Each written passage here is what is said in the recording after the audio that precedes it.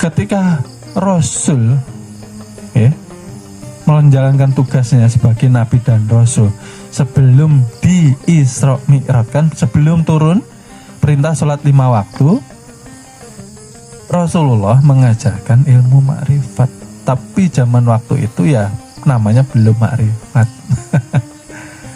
Ilmu mengenal diri supaya paham dan mengerti apa hakikat ibadah itu sendiri. Karena selama ini yang diketahui masyarakat luas secara syariat, secara awam, ibadah itu dikatakan untuk Tuhan. Ya kan? Kita menyembah Tuhan. Maka hakikatnya ibadah yang kita lakukan apapun itu, ya, sholat, zikir, sholawat, zakat, puasa, umroh, haji, untuk kita sendiri.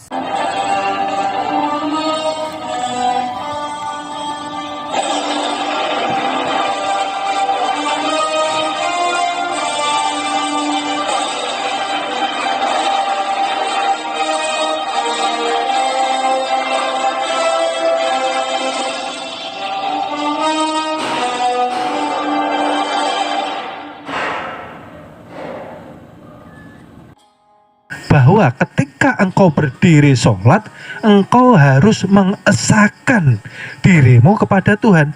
Kalau Tuhan itu dari kita belum lahir sudah esa dengan hambanya. Kita yang memisahkan kesadaran diri dari Tuhan. Itu loh. Itu yang perlu kita kaji ulang kembali. Perlu kita perjuangkan lagi. Jadi kita ini sudah bukan tujuannya surga dan tidak akan takut neraka. Nah, kalau saya ditaruh di neraka, yo senang saya, iya kan? Woi, Mas Ono, kamu di neraka, siap Tuhan. Nah, yang nyuruh Tuhan, no. Nabi Ibrahim aja siap kok, duduk di rebusan air. Karena yang menyuruh tuh, kalau Tuhan menyuruh berarti ada wah, neraka pun bisa jadi surga. Ya, artinya apa? Kita tanpa pamrih sudah. Kita mengerjakan sholat, oh ternyata sholat itu kita mengesahkan diri kita kepada Tuhan menuju makam pana.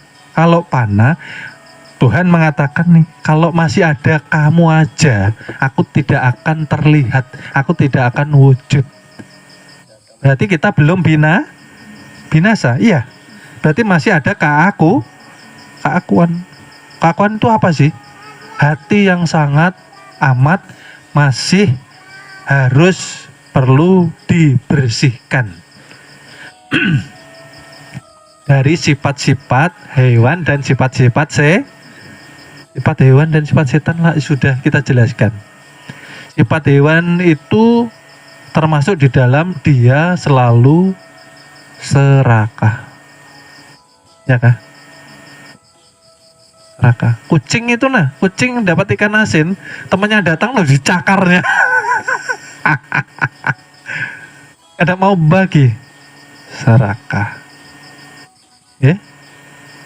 Kalau kita masih ada di dalam diri kita harus kita bersihkan ya. Lalu apa lagi? Selalu mementingkan perut dan bawah itu terus dipentingkan. Lalu masih mencintai dunia, hubut dunia itu loh, sampai-sampai masuk ke dalam hatinya. Yang hati tadi dilarang untuk dimasuki harta benda. Hidup itu loh, ada yang bermodal enggak ini? Saya mau tanya. Hidup ada yang bermodal enggak? Kerja cari uang ada yang bermodal? Wadah toh guru, ya kan capek saya kerja seharian no. Oh enak aja. Wah, kita kutip ceritanya sepupu Nabi siapa? Yang mendoakan Qarun. Tadinya Qarun sebelum didoakan tidak mempunyai harta benda sama sekali. Sepupunya siapa? Siapa yang mendoakan Qarun? Nah, Nabi Musa, coba pang, sampean itu kan nabi tuh, berarti dekat dengan Tuhan. Coba pang doakan saya nih nak, ponakan pian kan, supaya ya adalah harta benda kan kena nyaman kalau pian ada perlu kan. Oke baik, saya doakan. Run, saya doakan ponakanku ya. Imbah didoakan, lalu Tuhan mengabulkan. Lalu apa yang terjadi?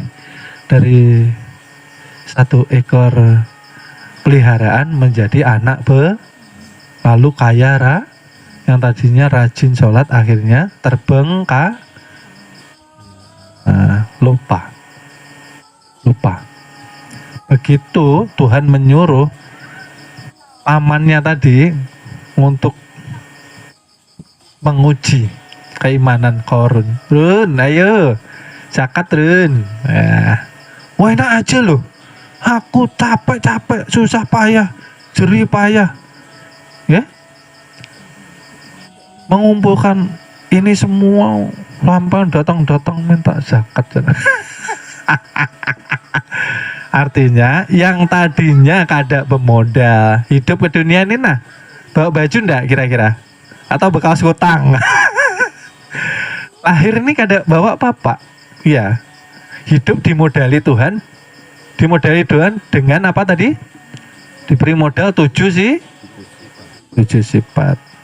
Kalau ndak diberi modal Tuhan, bisa hidup kada ada daya hidupnya kok. Ya toh? Artinya berarti Tuhan yang memberi modal kita.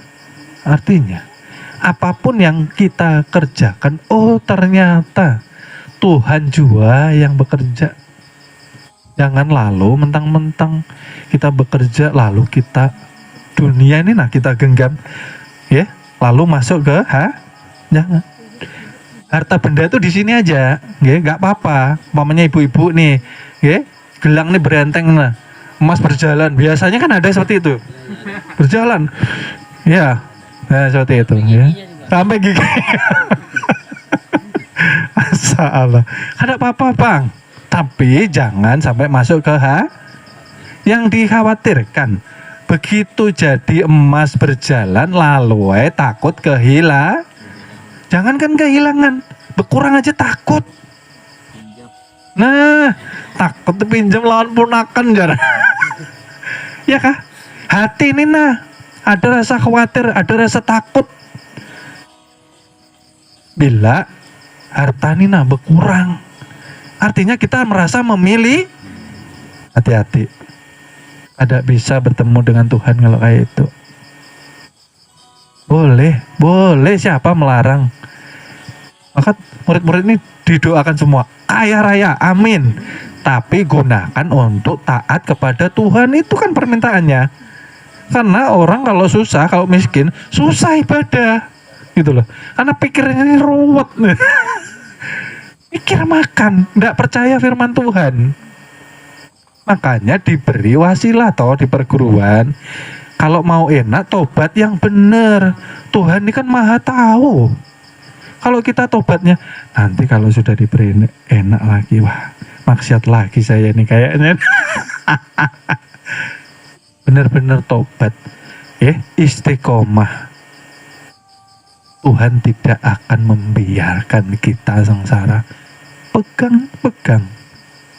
Tidak main-main. Bukan kata saya loh, kata Tuhan. Dunia akan melayani seorang hamba yang tawakal dan taat kepada Tuhannya. Pegang itu. Nah, sembelih leher saya kalau bohong. Tapi itu tadi harus pakai wasilah. Kebanyakan orang belajar toreko, belajar agama, karena belum pada puncaknya ilmu yang lurus, maka putus asa. Berhenti di tengah aja. Jangan, yang sabar. Pelajaran Nabi Musa itu loh, kita ikuti ketika ingin belajar ke Nabi Khidir alaihi salam. Apapun yang dibimbingkan kepada kita oleh mursyid kita, guru pembimbing kita, masyayikh kita yang taat dan ikuti, maka akan selamat. Ya. Yang mereka telah mengenalkanmu kepada Tuhanmu, ikuti jalannya.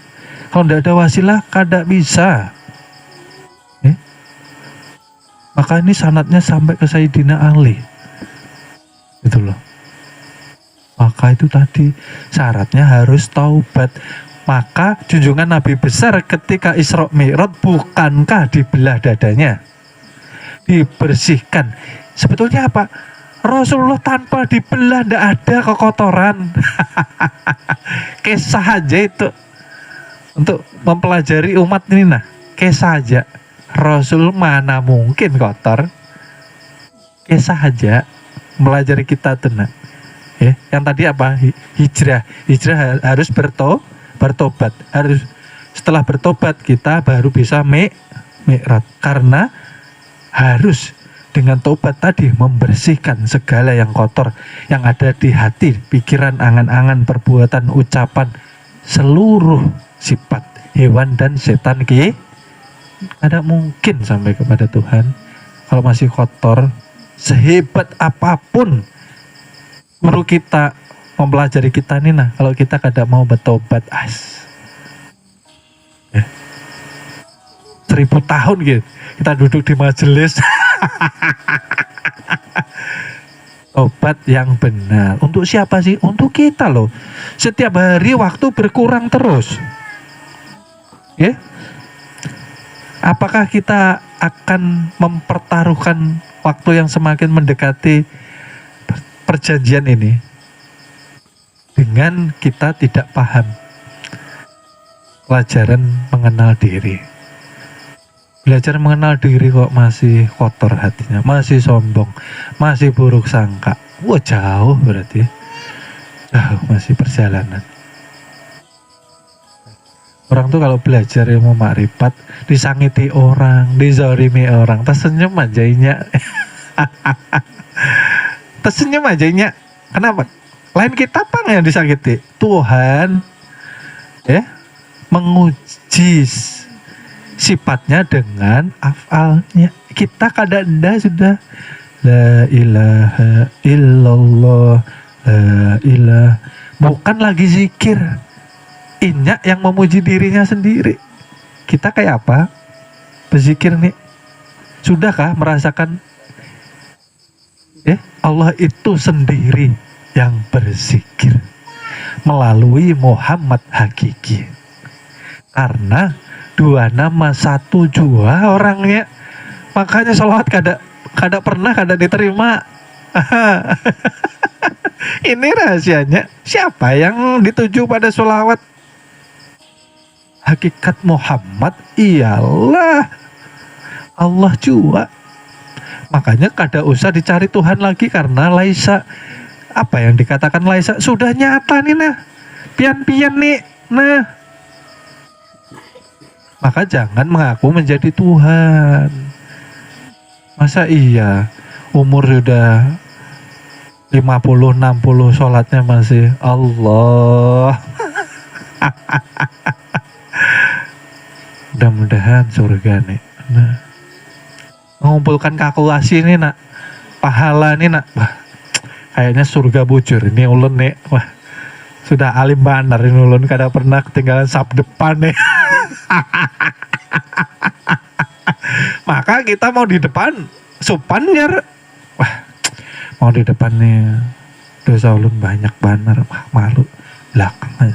Nah, kayak gitu orang tuh kalau betul imannya punya malu, punya sopan. Kayak apa orang nih belajar agama tapi kada pernah punya sopan sama Tuhan, tidak pernah malu dengan Tuhannya ketika hatinya belum bersih.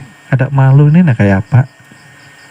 Maka ketika Nabi Musa melihat gunung Tur Sina, apa yang terjadi? Langsung pingsan dalam artian syari. Hakikatnya apa? Ketika melihat kezohiran nur yang ada di Gunung Tursina itu, maka Nabi Musa fana, hilang sadarannya itu loh. Kita sholat ya seperti itu sekarang. Jangan kita sholat ini merasa menyembah dan kita yang menjadi penyembah. Itu masih dua di dalam satu wujud. Syirik juga, diseret juga ke api neraka. Kita hanya disuruh menyaksikan.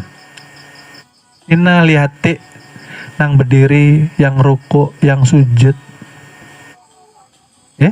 Itu aku juga lain ikam. Bukan pian maksudnya, bukan engkau. Yang bergerak ini aku juga. Ruh memerintah nyawa. Nyawa memerintah jantung. Mohon maaf, akan kami lanjut ke episode berikutnya. Terima kasih. Mudah-mudahan kita mendapatkan keberkahan dengan wasilah junjungan Nabi besar Nabi Muhammad Sallallahu Alaihi Wasallam. Mudah-mudahan kita dikumpulkan di surga bersama junjungan Nabi besar kita Nabi Muhammad Sallallahu Alaihi Wasallam. Amin amin ya robbal alamin.